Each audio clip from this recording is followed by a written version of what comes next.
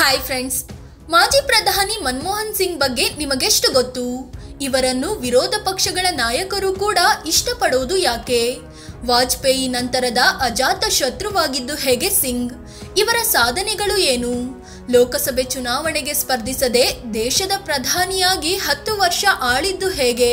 ಪಾಕ್ನಲ್ಲಿ ಜನಿಸಿದ ಇವರು ಭಾರತಕ್ಕೆ ಬಂದಿದ್ದು ಯಾಕೆ? ಇವರು ಓದಿರೋದೆಷ್ಟು? ಮಾಡಿರೋ ಆಸ್ತಿ ಎಷ್ಟು? ಎಲ್ಲವನ್ನೂ ಈ ವಿಡಿಯೋದಲ್ಲಿ ಹೇಳ್ತೀವಿ. ಅದಕ್ಕೂ ಮುನ್ನ ನೀವಿನ್ನೂ ನಮ್ಮ ಚಾನಲ್ಗೆ ಸಬ್ಸ್ಕ್ರೈಬ್ ಆಗಿಲ್ಲ ಅಂದರೆ ಈ ಕೂಡಲೇ ಆಗಿ ಪಕ್ಕದ ಗಂಟೆ ಗುರುತಿನ ಮೇಲೆ ಕ್ಲಿಕ್ ಮಾಡಿ. 1931ರಲ್ಲಿ ಪಾಕ್ ನೆಲದಲ್ಲಿ ಸಿಂಗ್ ಜನನ. ಹೌದು, 1931ರ ಸೆಪ್ಟೆಂಬರ್ 26ರಂದು ಮನಮೋಹನ್ ಸಿಂಗ್ ಜನಿಸಿದ್ರು. ಇಂದು ಪಾಕ್ನಲ್ಲಿರೋ ಪಂಜಾಬ್ನ ಚಕ್ವಾಲ್ ಜಿಲ್ಲೆಯ ಗೇಹ್ ಅನ್ನೋದು ಇವರ ಹುಟ್ಟೂರು. ಆದ್ರೆ ಆಗ ಪಾಕಿಸ್ತಾನ ಕೂಡ ಭಾರತದ್ದೇ ಭಾಗವಾಗಿತ್ತು. ಇವರ ತಂದೆ ಗುರುಮುಖ್ ಸಿಂಗ್, ತಾಯಿ ಅಮೃತ್ ಕೌರ್.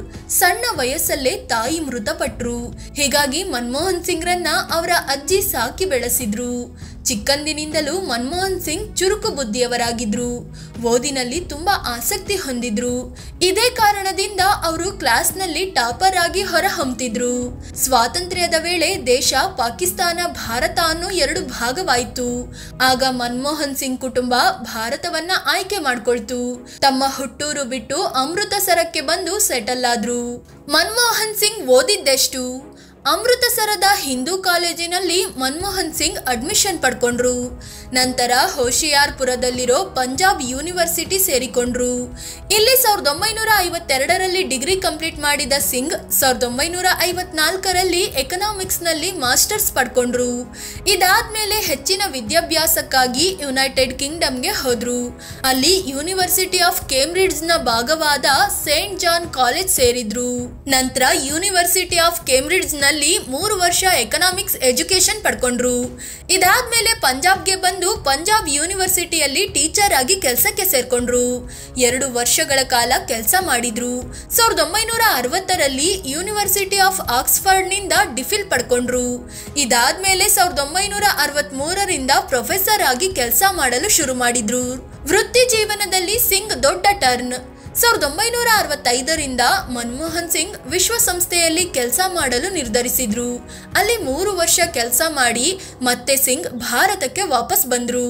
ಆಗ ಭಾರತ ಸರ್ಕಾರದ ವಿದೇಶಿ ವ್ಯಾಪಾರ ಇಲಾಖೆಯ ಸಲಹೆಗಾರರನ್ನಾಗಿ ನೇಮಿಸಲಾಯಿತು. 1972ರಲ್ಲಿ ಹಣಕಾಸು ಸಚಿವಾಲಯದ ಚೀಫ್ ಎಕ್ಸಿಕ್ಯೂಟಿವ್ ಅಡ್ವೈಸರ್ ರೂಪದಲ್ಲಿ ನೇಮಿಸಲಾಯಿತು. ಇವರ ತಾಕತ್ತು ಗಮನಿಸಿದ ಸರ್ಕಾರ ಕೆಲವೇ ಸಮಯದಲ್ಲಿ ಇವರನ್ನ ಹಣಕಾಸು ಇಲಾಖೆಯ ಸೆಕ್ರೆಟರಿಯನ್ನಾಗಿ ನೇಮಿಸಿತು. ಇದಾದ ಕೆಲವೇ ವರ್ಷಗಳಲ್ಲಿ ಅಂದ್ರೆ 1982ರಲ್ಲಿ RBI ಅಂದ್ರೆ ರಿಸರ್ವ್ ಬ್ಯಾಂಕ್ ಆಫ್ ಇಂಡಿಯಾದ ಗವರ್ನರ್ ಆಗಿ ನೇಮಕ ಮಾಡಲಾಯಿತು. 1986ರಲ್ಲಿ ಸಿಂಗ್ರನ್ನು ಪ್ಲಾನಿಂಗ್ ಕಮಿಷನ್ನ ಉಪಾಧ್ಯಕ್ಷರನ್ನಾಗಿ ನೇಮಿಸಲಾಯಿತು. VP ಸಿಂಗ್ ಮೂಲಕ ರಾಜಕೀಯ ಎಂಟ್ರಿ. 1989ರಲ್ಲಿ VP ಸಿಂಗ್ ಭಾರತದ ಪ್ರಧಾನಿಯಾದಾಗ ಪ್ರಧಾನಮಂತ್ರಿಯ ಆರ್ಥಿಕ ಸಲಹೆಗಾರರನ್ನಾಗಿ ನಿಯೋಜಿಸಲಾಯಿತು. ಹೀಗೆ ಒಂದು ಹಂತಕ್ಕೆ ಮನಮೋಹನ್ ಸಿಂಗ್ ರಾಜಕೀಯಕ್ಕೆ ಎಂಟ್ರಿ ಕೊಟ್ರು. 1991ರಲ್ಲಿ PV ನರಸಿಂಹರಾವ್ ಪ್ರಧಾನಿಯಾದಾಗ ಮನಮೋಹನ್ ಸಿಂಗ್ಗೆ ಹಣಕಾಸು ಇಲಾಖೆ ಕೊಟ್ರು. ಹೀಗೆ ಯಾವ ರಾಜಕೀಯದಲ್ಲೂ ಭಾಗಿಯಾಗದೆ, ಯಾವ ಚುನಾವಣೆಗೂ ಸ್ಪರ್ಧಿಸದೆ ಮನಮೋಹನ್ ಸಿಂಗ್ ಹಣಕಾಸು ಸಚಿವರಾದ್ರು. ಭಾರತಕ್ಕೆ ಆ ಟೈಮಲ್ಲಿ ಮನಮೋಹನ್ ಸಿಂಗ್ರಂತ ಆರ್ಥಿಕ ತಜ್ಞರ ಅಗತ್ಯತೆ ಇತ್ತು.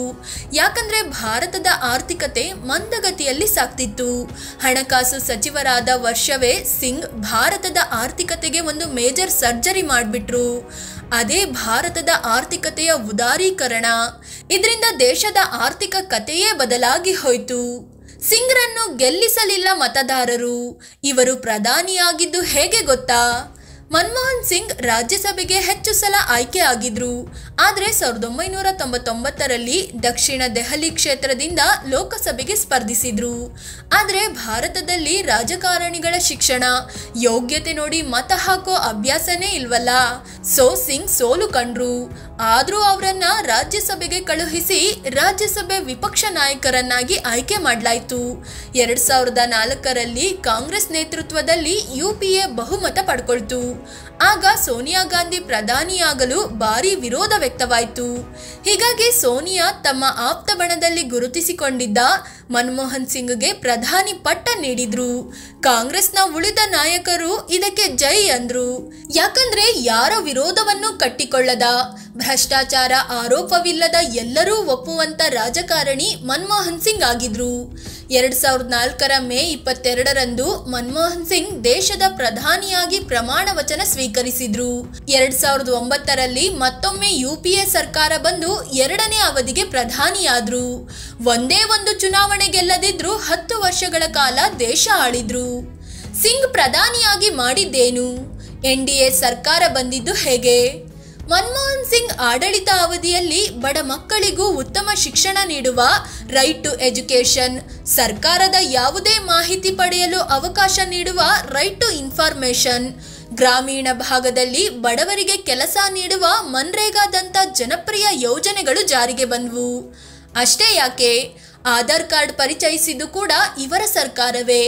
ಆದರೆ ಮನಮೋಹನ್ ಸಿಂಗ್ ತುಂಬಾ ಸೈಲೆಂಟ್ ಸ್ವಭಾವದ ವ್ಯಕ್ತಿಯಾಗಿದ್ರು. ಅವರಿಗೆ ರಾಜಕೀಯ ಗೊತ್ತಿರಲಿಲ್ಲ. ಇವರ ಸರ್ಕಾರದ ಎಲ್ಲಾ ನಿರ್ಧಾರಗಳನ್ನು ರಾಷ್ಟ್ರೀಯ ಸಲಹಾ ಸಮಿತಿ ಕೈಗೊಳ್ತಿತ್ತು. ಅದರ ಅಧ್ಯಕ್ಷೆ ಸೋನಿಯಾ ಗಾಂಧಿ ಆಗಿದ್ರು. ಹೀಗಾಗಿ ಮನಮೋಹನ್ ಸಿಂಗ್ ಹೆಸರಿಗೆ ಮಾತ್ರ ಪ್ರಧಾನಿ, ನಿಜವಾಗಿಯೂ ಆಡಳಿತ ನಡೆಸ್ತಿರೋದು ಸೋನಿಯಾ ಗಾಂಧಿಯೇ ಅಂತ ಜನ ಮಾತನಾಡಿಕೊಂಡ್ರು. ಇದರ ಜೊತೆಗೆ 2G, ಕಾಮನ್ವೆಲ್ತ್ ನಂತಹ ಕೆಲ ಭ್ರಷ್ಟಾಚಾರ ಆರೋಪಗಳು UPA ಸರ್ಕಾರದ ವಿರುದ್ಧ ಆಡಳಿತ ವಿರೋಧಿ ಅಲೆ ಎಬ್ಬಿಸಿದ್ವು. ಆ ಅಲೆಯಲ್ಲಿ ತೇಲಿದ BJP ನರೇಂದ್ರ ಮೋದಿಯನ್ನ ಮುಂದಿಟ್ಕೊಂಡು ಭರ್ಜರಿಯಾಗಿ ಗೆದ್ದು ಬೀಗಿತು. 2014ರಲ್ಲಿ NDA ನೇತೃತ್ವದ ಸರ್ಕಾರ ಬಂದು ಮೋದಿ ಪ್ರಧಾನಿಯಾದ್ರು. ಚುನಾವಣೆ ಗೆಲ್ಲದೆ 10 ವರ್ಷ ಪ್ರಧಾನಿ. ಮನಮೋಹನ್ ಸಿಂಗ್ ಅಸ್ಸಾಂನಿಂದ ರಾಜ್ಯಸಭೆಗೆ ಆಯ್ಕೆ ಆಗ್ತಾ ಬಂದಿದ್ರು. 1991ರಿಂದ ಇಲ್ಲಿಯವರೆಗೆ ಒಟ್ಟು 6 ಸಲ ರಾಜ್ಯಸಭೆಗೆ ಆಯ್ಕೆ ಆಗಿದ್ದಾರೆ.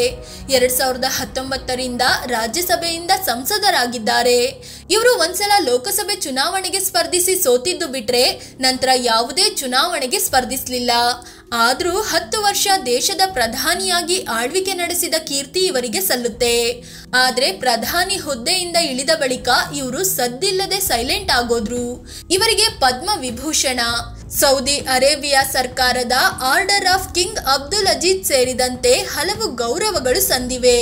ಇವರ ಹೆಸರಲ್ಲಿ ಆಕ್ಸಿಡೆಂಟಲ್ ಪ್ರೈಮ್ ಮಿನಿಸ್ಟರ್ ಅನ್ನೋ ಸಿನಿಮಾ ಕೂಡ ಬಂದಿದೆ. ಇವರು ಪ್ರಧಾನಿ ಹುದ್ದೆಯಿಂದ ಕೆಳಗಿಳಿದ ಮೇಲೆ ಪ್ರಧಾನಿ ನಿವಾಸ ಲೋಕ ಕಲ್ಯಾಣ ಮಾರ್ಗ್ನಿಂದ ತೀನ್ ಮೋತಿಲಾಲ್ ನೆಹರು ಮಾರ್ಗ್ಗೆ ಶಿಫ್ಟ್ ಆದ್ರು. ಈಗಲೂ ಅಲ್ಲೇ ವಾಸವಿದ್ದಾರೆ.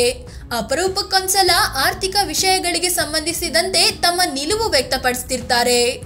ಸಿಂಗ್ ಹೆಂಡತಿ, ಮಕ್ಕಳು ಮತ್ತು ಆಸ್ತಿ. ಮನಮೋಹನ್ ಸಿಂಗ್ ತಮ್ಮ 26ನೇ ವಯಸ್ಸಿನಲ್ಲಿ ಗುರುಶರಣ್ ಕೌರ್ರನ್ನ ಮದುವೆ ಆದ್ರು. ದಂಪತಿಗೆ 3 ಹೆಣ್ಣು ಮಕ್ಕಳಿದ್ದಾರೆ. ಅವರೇ ಉಪಿಂದರ್ ಸಿಂಗ್, ದಮನ್ ಸಿಂಗ್ ಮತ್ತು ಅಮೃತ್ ಸಿಂಗ್.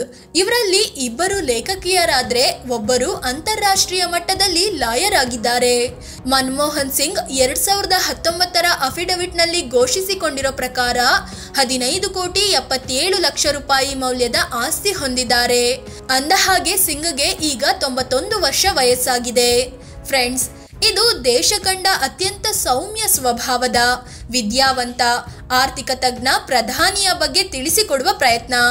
ಇವರ ಬಗ್ಗೆ ನಿಮಗೇನು ಅನ್ಸುತ್ತೆ ಅಂತ ಕಾಮೆಂಟ್ ಮಾಡಿ ಹೇಳಿ. ಅದೇ ರೀತಿ ನೀವಿನ್ನೂ ನಮ್ಮ ಚಾನಲ್ಗೆ ಸಬ್ಸ್ಕ್ರೈಬ್ ಆಗಿಲ್ಲ ಅಂದರೆ ಈ ಕೂಡಲೇ ಆಗಿ ಪಕ್ಕದ ಗಂಟೆ ಗುರುತಿನ ಮೇಲೆ ಕ್ಲಿಕ್ ಮಾಡಿ. ಧನ್ಯವಾದ.